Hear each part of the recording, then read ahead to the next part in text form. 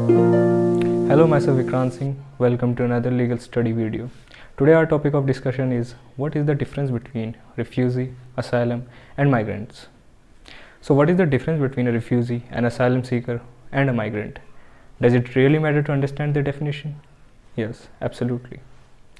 It's crucial today to understand what an asylum seeker or a refugee is because of all the misconceptions and misunderstandings around those terms. The terms have distinct meaning, and despite some gray areas, confusing them completely leads to problem for those respective populations. So our first question is, what is a refugee? So here's the definition. Refugees are people fleeing armed conflict or persecution. There were 19.5 million of them worldwide at the end of 2014. According to the report of UNHCR, their situation is so perilous that they cross national borders to seek safety in nearby countries and become recognized as refugees with access to assistance from states and aid organizations. An important piece of this is that refugees are protected by international law, specifically the 1951 Refugee Convention. But even the terms refugee and asylum seeker are often confused. So our next question is, what is an asylum seeker? Here's the definition. An asylum seeker is someone who claims to be a refugee but whose claim has not been evaluated. This person would have applied for asylum on the grounds that returning to his or her country would lead to persecution on account of race, religion, nationality, or political beliefs. Someone is an asylum seeker for so long as their application is pending. So not every asylum seeker will be recognized as a refugee, but every refugee is initially an asylum seeker.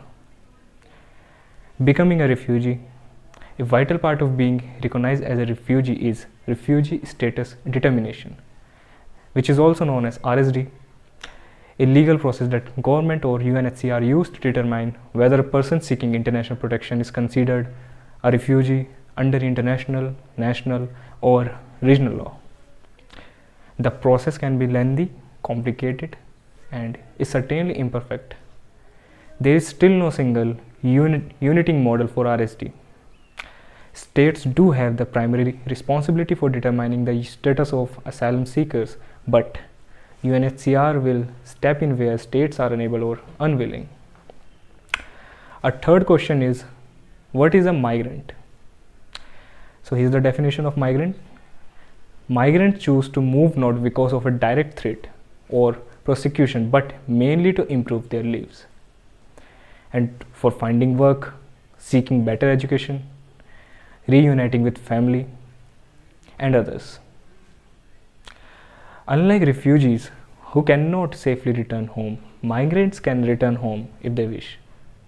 This distinction is important for governments since countries handle migrants under their own immigration laws and processes. Country where the survival is very difficult, such as Syria, Gaza, and Lebanon. They are unable to fulfill their basic needs, such as right to food, right to shelter, and right to clothes. And their government is not also very supportive. So they face so many challenges in their day-to-day life. Thanks for watching and don't forget to subscribe.